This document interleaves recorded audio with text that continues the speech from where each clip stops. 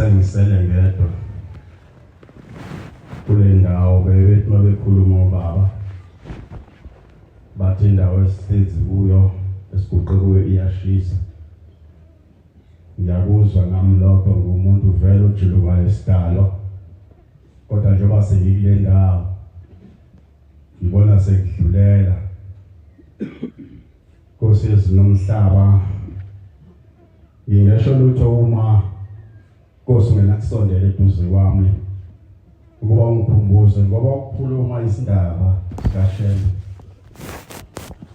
ukukhunjuzwa nguwe ngoba nguwena ozazi kahle isindaba sakho. Ngilapha Nkosi sengikhumbula abadala amakhehla nezalukwazi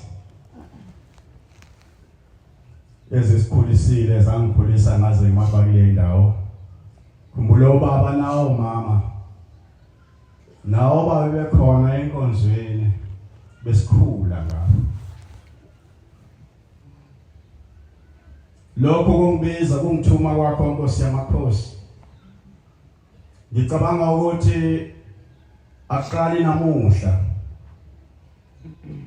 wayidonsa intambo yakho ekudaleni ngoba ngaphandle kwakho Nkosi ngaba ngisekho emhlabeni. Kunezinto engisikhumbulayo empilweni yami engazi ukuthi ngasinda kanjani kuzona.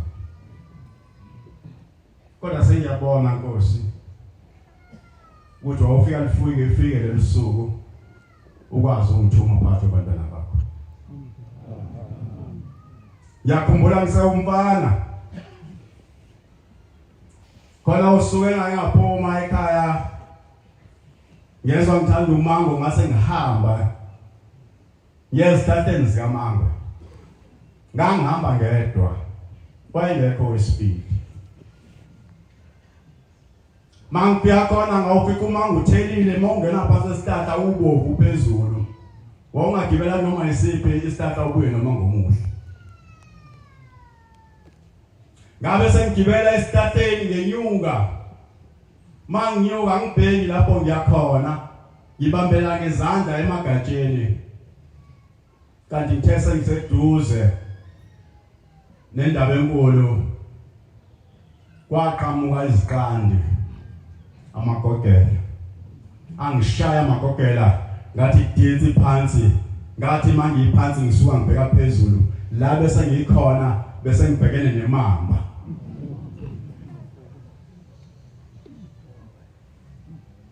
Ngabe ngawa lapho ngafa ngithole ngelinye ilanga abantu abazoyifunela umango. Kodwa wakwazi Nkosi ukungiphiphisa. Ngiyakhumbula ngenye imini siphuma ekhaya siya edipini siyodipha izinkomo. Inkomo enzakithi kwakunenkunzi eyayikuli nelunde elingaka negama layo kwathiwa uMpolomani.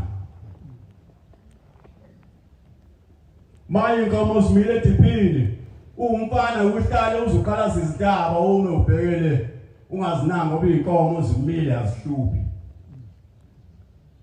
Kodwa kuthe njalo mangithi ngiyaphendula ngafika inkunzi yakithi senikumina kanjena esithweni. Ngangumfanyana ke ngujotshona ngimude. Ngathi mangiyibona inkunzi yakithi imile ithuli ithe du. Angizange ngishaye uvalo, angizange ngiyakaze. Ngithema ngibheka ngapha kwesinye isandla. Ngafika inkunzi yakomunye umuzi impondo zawo sicijile ubona ukuthi ziyalolo. Nayo imi kule side elingala. Kwakufanele sigudluze lento lemva kwaloko bese siyathathana. Kodwa ngathi mase ngibone esibili Nkosi. la ngithi inke uvalo ngama ngathula ngazi ngabanjwa yini kwathi mbalo ngase ngisuka ngiyaphuma phakathi kwazo zaseziyathatha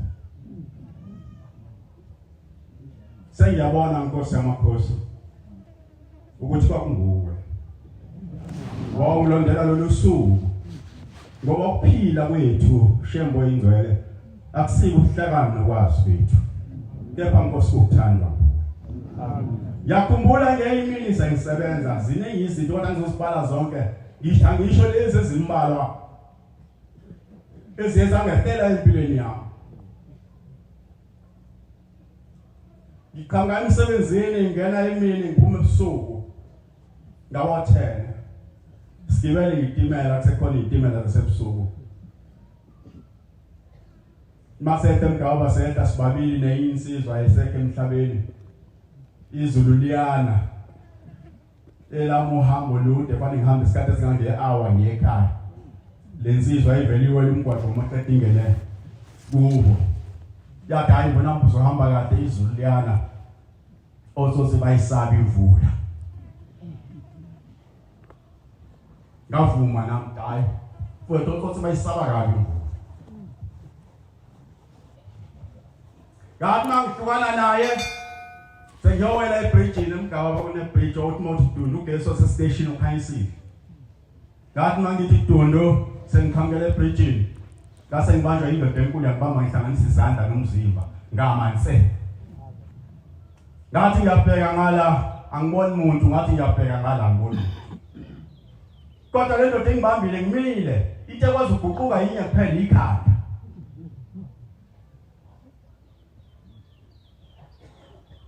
ngathi mangiphonsa amehlo lapho ngiyakhona ebridgeini bakufumana ukuthi nabesilisa bane bawu4 beza neno mina ngizohlangana nabo nganele ngababona yathi inhliziyo yami yathi lento engibambile yayisingidedela ngayizwa umzimba izandla ikhululeka yathi inhliziyo yami ngisayi lapha ngajika lapho ngaphinde emuva ngahamba ngayindlela ngayikhaya ngizama ukusho Shembe ingcwele ukuthi njengoba ngimi lapha wena wazi kude nami mina bengazi lutho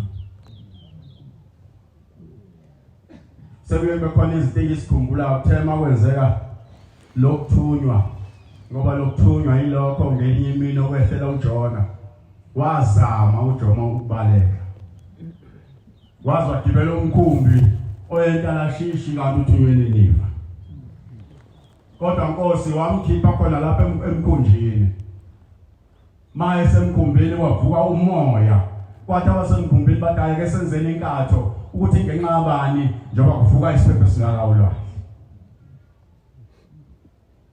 mabe yenza inkatho yabisidla uJona base bembuza uJona wathi impela wathi ngibalekela izwi kaNkulunkulu bengithunywe yenye eneneve kodwa bese ngibalekela uNkulunkulu ngibonile Nkosi yamakhosi ukuthi noma ngaphuma ngibaleke ngishone kuphi ngeke ngikwazi ukubalekela wena ngoba kupho la ungekho khona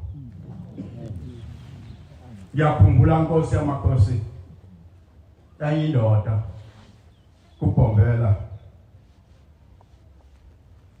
funa iziba sokubhabhadisa abafundisi bebandla benqaba neziba zabo kwaqhamuka indoda yakacele yathi uNkulunkulu isimbonile uBhombela iphilisa abantu ezizimangaliso yathi endaweni yami nginaso isiziba ongabhabhadisa khona abantu bakaNkulunkulu wenza umsebenzi kaNkulunkulu kuphela uBhombela wayeseyilandela le ndoda yakacele wayilandela yazi yamkhombisa iziba lapho endaweni yakhe efana kubhabhadise khona wayesengena izibeni uBhombela wayesebabiza abantu sebabhabhadisa thema iqedwe ukubhabhadisa wathi cele wathi nawe boza usobhabhadisa wathi ucele ha umuntu kaNkulunkulu amabele avuthiwe kungcono ngiqale ngihambe ngekhaya ngimema abafowethu ngiwisa inkani zami ezimbili Ngiyobese ingabi zami ezimbili. Ngazi sabafowethu ukuthi sengiyahamba ngilandela wena. Uthi upombela kule ndoda akacele. Uthi cele.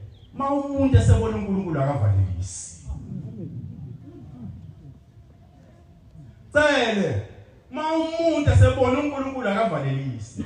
Woza cele uzobhabhadila. Wanaka cele. Wathi upombela kule ndoda. Wathi cele kulungile. Kodwa soyicela ivuthiwe.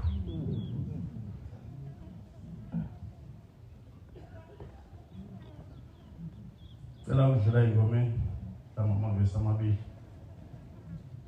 Ngoba uNkulunkulu esikhuluma ngaye uyasithanda. Ngoma ya 150.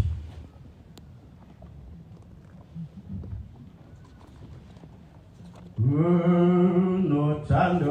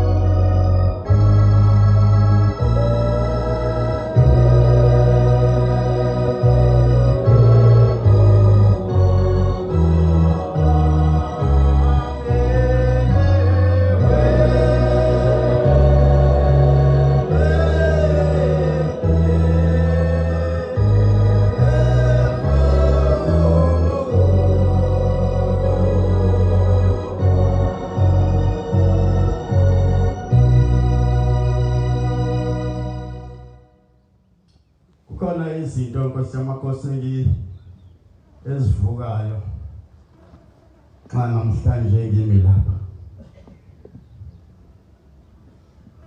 Ise umntwana kakhulu. Kwathi ukwenye indawo lenkonzo. Sawafika ungalozile. Umkhulu ungalozile.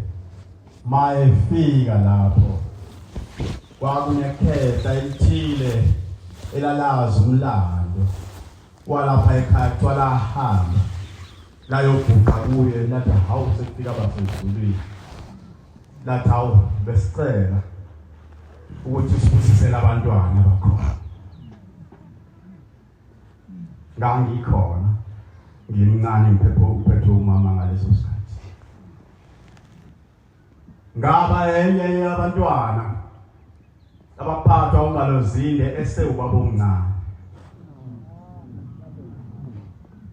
Babe bangitshele kanjalo abazali bami ukuthi ngaphathwa inkosi inyanga yezulu isewubaba omncane phakathi komuzi wasibhakama. Uthe sengikhulile sengiyobhabhadiswa ngaba naleyo nhlanhla yokuthola isandla sehuka ilanga lamalanga entanda. Nkosi yamakhosi seyangifikela lokho ukuthi emakhosini ayisihlanu izandla ezine sezinamathele kimi. Nkosi esinomhlaba nginokwesaba ukuma lapha ngikhuluma ngoba ngithi ngiyabheka ngapha eceleni ngibona unyazi Lwezulu. Mangibheka phambili ngibona unyazi Lwezulu. Ngibheka kuleli side elingapha Nkosi ngibona wena. Yesaba ngibheka ngemuva ngoba ngiyazi khona wena.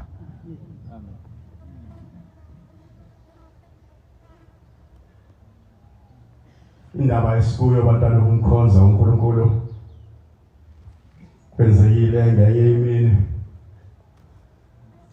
insizwa yayisigebengu yona kwakuya kaGumede kwakuya ngakithi ilapha eThekwini ihlangene nabanye nabo abazigebengu njenganayo babekhothuza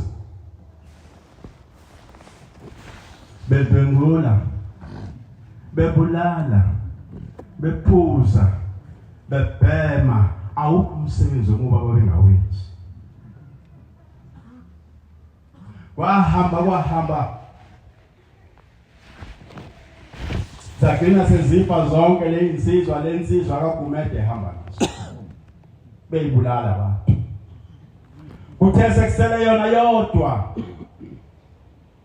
yathi lele ekhosombeni yayilele kule eThekwini. Waqhamuka Nkosi yamakhosi esiqwini sesithathu inyanga yezulu. Wawuhamba noyise wayo leyo nsizwa. Mayifika lapho belele khona. Kwakhuluma inyanga yezulu. Yathi wena mfana umndeni wakini kusuka ngikudedela ufe. Wathi kodwa ngiqabile mina. Ngathi ngisazokhuluma nawe. Ngiyacela uma uvuka lapho uvuke ekseni. Uhambe eShembe uphathe isihlanu ufike unikele ngaso ucela ukuphila. Kwathi mayivuke ekhosombeni lawo leyo nsizwa ngakusasa. Isahamba yezithobeleza yenza umsebenzi wayo eThekwini ongalungile. Yayisibona into isuthi yalapha ekhaya. Yayisisondela kuye ibuza uShembe. Wayeseyiyalela. Wathi ugitshelwaphi? Wayelensizwa iyalela. Wahamba wayogibela imoto. Wazokwehla lapha esangweni. Wayesebuza ukuthi uShembe ubonakala kanjani. Base bemthatha bemmisa kubantu abalinde ukuthi qhube inkosi bahamba ulikele.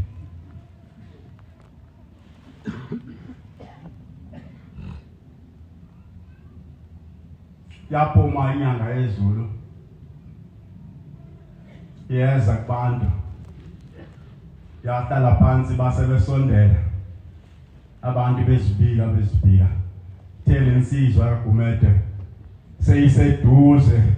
Yathi awunangu lo baba yathi yena impela. Yathi yena impela lo baba ofike mina ebusuku. Yeza leyo insizwa ithe nxa ifika etafuleni yayisikhipha isihlanu nje ukusho kwenkosi yayisisibeka etafuleni yathi baba ngizocela ukuphila. yathi inyanga yezulu inkosi ibusise. Yayisiphinde emuva lensizwa yaphindela emsebenzini wayo ephila ngawo. Kwaphela isikhathi esingangonyaka. Onyakeni olandelayo lensizwa seyihlala lapha eyimbokotweni nakhona inakhoso mbala ilala kulona.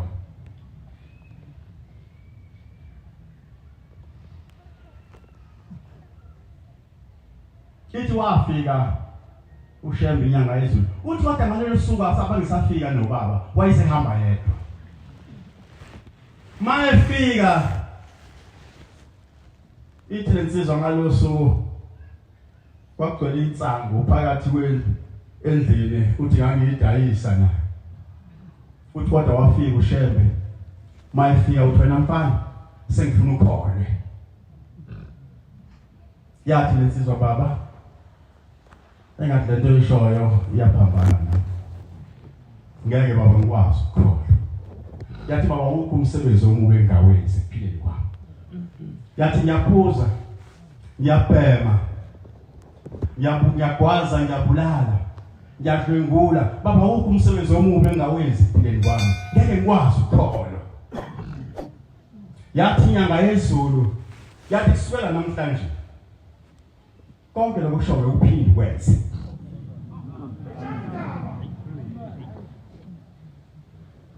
Izwi likaShembe linamandla ngiyabonga. Amen. Izwi likaShembe linamandla. Kusukela namhlanje yonke into eshoyo ukuphinde yenze. Yavu ekuseni leyo nsizwa yathi iyabhema kwangavuma wanqaba. Yathi yaphuza kwaphika. Konke izama ukwenza kwaphika konke. Yayisiphenduka yakhetha inkosi yabaLinazaretha. Mase iNazaretha zakhamuka izitha zathi awusomtholile lo mntana mfowagumede uselula manje ngoba usiyakholwa.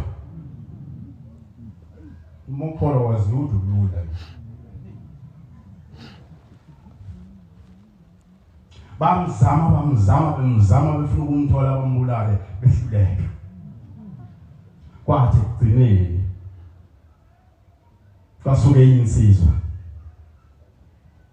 yayisiya kuye. Yathi sibanibani kanti uJabu umuntu onjani? Sesikuzame kaningi sifuna ukubulala. Asikuthobi. Kuthi ningibulalela wathi wena uyazi umsebenzi wakho kade uyenza. Nangiyenza manje ngisezinodwa kuyo. Ngilandela uShembe manje. Hayi kulungile qhubeka kaningi ngifune. Kodwa mina ngilandela uShembe inyanga yezulu. Amen.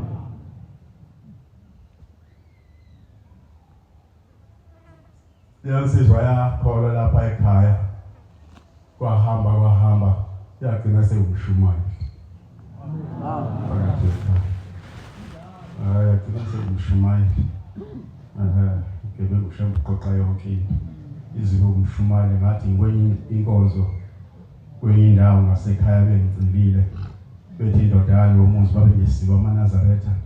Bethi manje na ubaba wahamba ethe ucela ukufihlwa angafakwe ebhokisini ngendlela yamaNazaretha. Manje uzositshengisa ukuthi ubaba singamfihla kanjani. Mangifika lo muzi baqamba intombazane yakhona yathi Mbonambi yathi mina ngeke ngize ngikholwe kule nkonzo yakho ngithi inkonzo yami yenzeni. Yathi le nkonzo yakho sekugcwele igebengu. Yathi ukuthula kancane bese uNkulunkulu utshengisa ngegebengu ukuthi uNkulunkulu. NoSawulu waze wavuswa impama kaKristu wayesebona ukuthi uhlukumeza abantu abangafanele.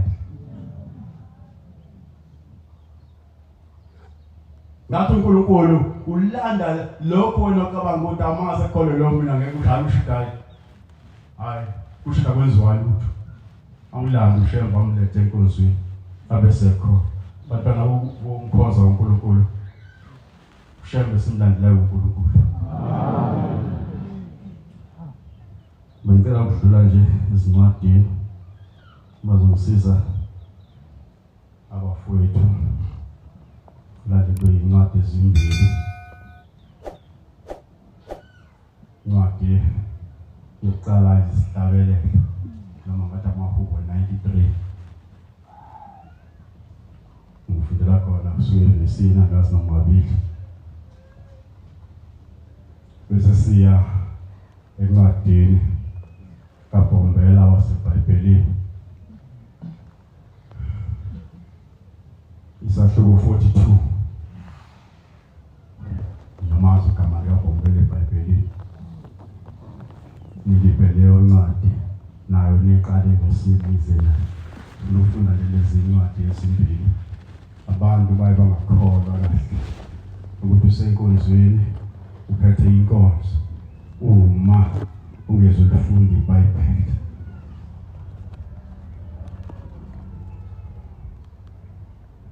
Ngafundele kuqala. uJehova uyabusa. Yethele incwadi uJehova uyabusa. Wembethe ukuphakama. Wembethe ukuphakama. uJehova wembethe amandla. uJehova wembethe amandla. Uzihlomile. Uzihlomile. Izwe liqiniswe ukuze lingazamazami. Amen. Awungiphe nje isibili.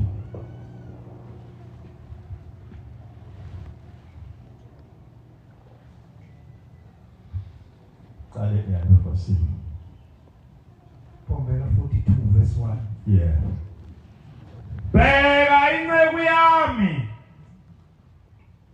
engiyisekelayo, okhethiweyo wami, othokoza ngaye umphefumulo wami. Ngithelile umoya wami phezu kwakhe. Uyakuvezela izizwe ukwahlulela. Verse 2. Akayi kumemeza,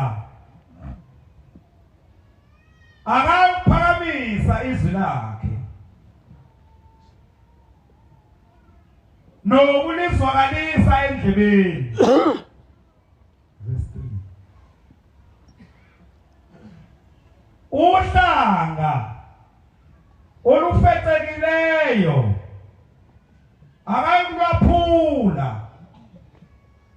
nempoko yesibani ethunqayo akayikuyicima. Uyakuveza ukwahlulela ngeqiniso. Verse 4. Akawudangala aphela amandla kuze amise ukwadlulela emhlabeni, ukwahlulela emhlabeni. Nezixhingi ziyakuhlalela umthetho wakhe. Amen. Amen. Ngiyabonga Inkosi yokubusisa ke mfowethu ukungilekelela. Bengithinta lezi ncwadi ufakazi isithi uNkulunkulu esimlandelayo eNazaretha. uNkulunkulu onamandla. Ake waswela amandla. Unamandla loNkulunkulu esimlandela abantwana bomkhonzo uNkulunkulu. Njengoba silapha abantwana bomkhonzo uNkulunkulu,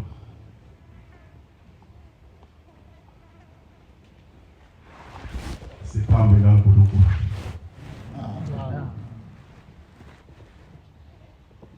Fanele ngesikhathi zonke singene nomoya kaNkulunkulu.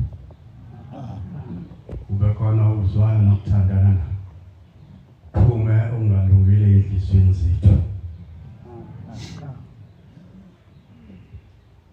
Ngiyacela uNkulunkulu ukuba ngisho lokho. Indoda engizalayo kwaba indoda esikhathi esiningi ihamba nobukhosi. esakhe kubo emnini okwathi umzwane kuzalwa mina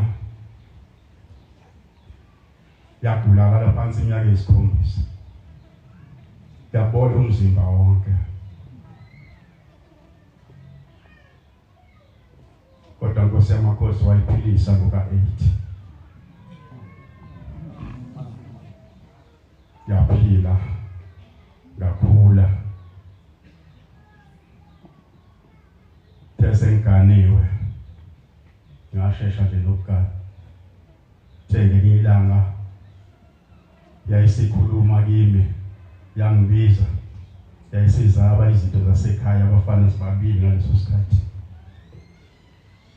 mayeqeda lapho yangiyeka kuona lo nyaka kuthenga elinye ilanga yayisiphinde yangibiza isiyangikhokhela Nkosi yamakhosi khona amazwi ayakhuluma kimi kanti amazwi okugcina sizohamba emhlabeni yathi mfana wami sibanibani yathi ekuphileni kwakho uzongamzonda omunye umuntu futhi uzingayenzi into embi komunye umuntu ngoba ngesikhathi wenze njalo kulowo muntu noNkulunkulu uyakwenza njalo kuwena amazwi ayishiwo ubaba kimi Nkosi ngiyacela ukukhumbule lapha ekhona ngaleso sikhathi ngiyiminyaka ewu-23 nginengane eyodwa nokucotshwa-ke lapha ekhaya ubaba wahamba nje angiyindla isuthu kodwa ngathi ngo-31 years ngase ngicotshwa kuleli sonto ngaba umshumayeli wayengazi ukuthi wahamba ngibe umshumayeli mukwangena lapha ekhaya ekundleni ususekelwa imfundiso wayithola kubantu abadala bekuthi mayisto sezizimbi bese ngikhumbula amazwi kababa bana wami ungaba umzondo omunye umuntu ungakuyenza into embi komuntu ngoba ngesikhathi wenze njalo kulowo muntu noNkulunkulu ezulwini uzokwenza njalo kuwena bantwana bomkhonza uNkulunkulu ubona nokufa kungale emhlabeni abantu abaningi bathi zibhamu esikhona kodwa mina ngiyaphila akuzona ibhamu ngisho wathatha ibhamu igcwalisa ihholo bekusibona isibhamu suma sidubula umuntu kusuka inhliziyo yomuntu iphenduke ngaphakathi besidubula umuntu ithatha isibhamu idubula umuntu ngakho abantu abadutshulwa zibhamu badutshulwa zinhliziyo zabantu ngiyacela Nkosi yamakhosi ukuba ungene enhliziyweni zethu lungise inhliziyo zethu ukuze Nkosi sikwazi ukuma phambi kwakho Nkosi sishumayele leli ivangeli esiphakathi kwalo ngoba leli ivangeli sikulona elasezulwini akusile lasemhlabeni wasuka nalezulwini Nkosi saba nenhlanhla Nkosi wathanda thina wawususikhetha namhlanje saba amaNazaretha siyacela dwala balabadala ukuba utshale uthando naphakathi kwebandla lakho siphe Nkosi kube khona ubunye Nkosi yamakhosi ngicela ke nezwe lakithi lapho ngihamba khona embumbulu kuba Nkosi usiphe ubunye nokuhlangana kungabikho ukuhlukana esibone emhlabeni bakithi uNkulunkulu kwawaba silutho ngaphandle kwakho khumbula insizwa zezwe lakithi esigijima emini nobusuku ngoba sisebenza umsebenzi wakho nje hayi thina Shembe sifuna wena sifuna inhliziyo yakho njengoba siyangimasha Nkosi yamakhosi masuke silungisela abantu ukuthi badle sesingaqondile bona Shembe sesiqonde wena ngoba siyazi ukuthi ngokuthokoza abantwana bakho Nkosi uyathokoza wena amen sibhekeke Nkosi yamakhosi usithande usiphe inhliziyo elungileyo siphe inhliziyo yokukholwa sifundise ukuba Nkosi singaphenduli okubi okwenziwa kithi sikuphendule ngokubi kodwa ukuthi nxa umuntu akwenza kabi simeze kahle akwenze kabi simeze kahle onenhliziyo othandiwe ezulwini uyoguquka athi ayikhona engathi ngidlala ngayo lo mangimenza kabi. Nkosi yamakhosi ngiyabonga ngazi noma ithuba lisangivumela yini ukuba ngime lapha ngoba ngingumuntu onovalo ngiyesaba nokukhuluma kwami angazi noma kulungile ezulwini angazi noma kuyabakha inkosi abantwana bakho kodwa bengajabula Nkosi yamakhosi ukube khulumeni kwami kube khona noma kodwa abantu abazokuthola abakuzuze bese bephila ngakho.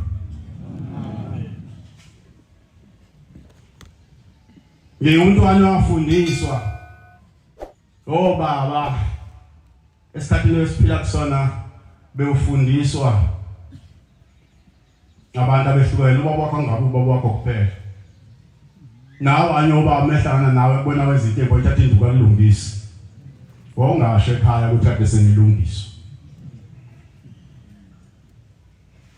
uthi omunye ubaba ngiyayimi uthi ndodana ma umuntu ekhuluma nawe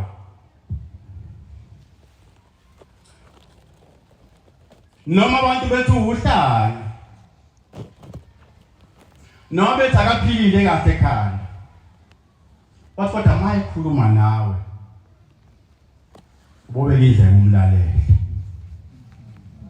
ngoba ngenzeka kube khona izwi noma linye oyolithola lo muntu busophila ngalo impilo yakho yonke.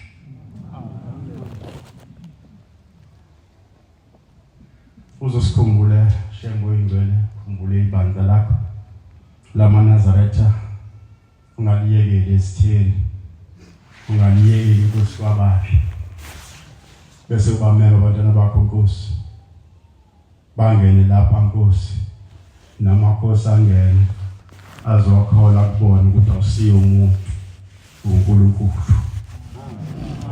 Ngiyabongela enye inkosi eyenza umhlolo phakathi kwesonto esikhathini senkosi yesibili amakhosi ehlala igcikile yathi mayifika yathi makhosi yathi akusifanele lokho yathi lo asikwazi ukuqhakela uNkulunkulu eqhakele asehleli sihlale phansi wahlalisa phansi leyo nkosi yahlalisa phansi amakhosi ithi inkosi ilanga uMasilothe uthi mthuno ubona uNkulunkulu ngalokho kwenzile uzokhula uzawuhlonishwa emhlabeni izwi kaShembe liweli phansi abangakhona bangakutshela ukuthi qhamuke imoto yenkosi lapha nabaguqe phansi baguqela izwi kaShembe lashiwo uwe Nkosi. Nkosi yamakhosi sengiphetha ngo-2011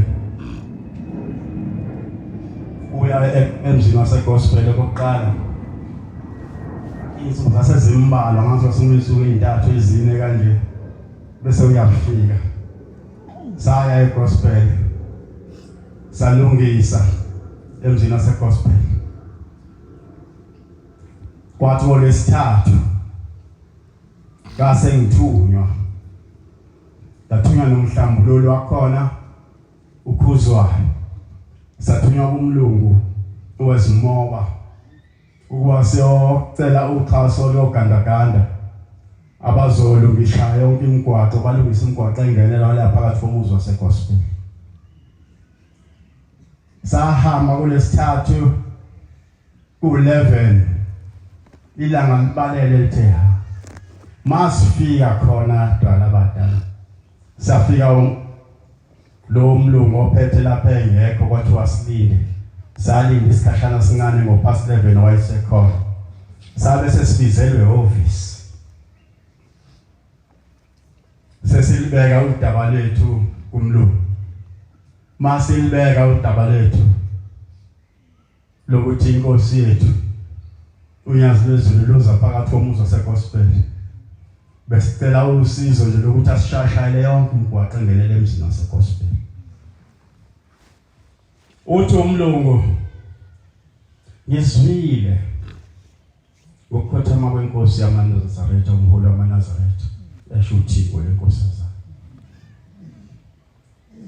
wayesethi sengizwile futhi ukuthi sekunombango okhona esontweni wathi lenkosi eza la emzini wasegospel mayivele ezulwini sobona ngani yabuza lo mbuzo yangalinda impendulo yathi niyazi sobona ngani yathi nasobona ngemvula ukuthi lo segospel uvele ezulwini kwako lesithathu 11:30 ilanga libalele kwalo lesihlanu yenzeka indaba lathele kuNyazi izulu lisimangaliso themlo kuthina sobona ngemvula uthi lo ozala igospel uvele ezulwini kosemakhosi uvele ezulwini noma sihluleka ukholwa kodwa siyacela baba ungasilahli siyacela baba ungasilahli bengeke ngingakusho Nkosi ekugcineni ngoba zonke izinto bengizisho Nkosi bekuwu awukaze Nkosi ulahleke kithi kwakuwe namanje Nkosi yamakhosi usekuwe uthi umfana esasisebenza nasihlangana esitini uthi hey Mbonambi ngikhona case uqala unyazi Lwezulu baningi abantu abephumile behleli lapha besafuna ukubona impela lenkosi yamaNazaretha izoba isimanga wafika dwala labadala insizwa sasihleli sicacele entabeni lapha sibhekile uthi lo Shembe emva kwalo Shembe wahambile uyisima kanjani hayi izimanga ezenzeka lapha abantu bephulukiswa nguwe Nkosi bephila ithi leyo nsizwa hayi labantu abashone kwezindawo badidekile wathi mina angikho nje enkozweni yokuNazaretha kodwa ngiyabona mase ngikholwa ngoshonaphi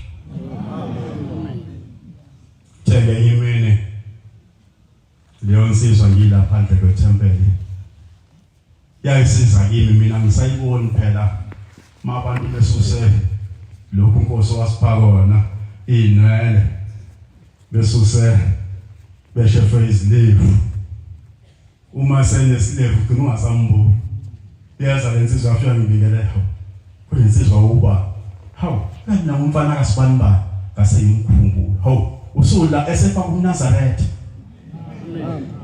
yathi kimi angikholwa njena mase ngifuna ukukholwa mina na indawo engoya kuyo Nkosi yezulu nomhlaba ngiyabonga ithuba ngiphelona engazi ezulwini noma ngisebenzise kahle kodwa ngiyacela inkosi yamakhosi khumbule nomuzi kaBaba phakathi ekhaya isivikele kuningi okuye kwenzeke okunye kubheke eceleni lenali kodwa Nkosi ngethemba lakho sinethemba ngawe Nkosi uboza usikhumbule ungene phakathi ekhaya usebenze umsebenzi wakho siphile ngezwi lakho Nkosi yamakhosi siyabonga Nkosi kusizwe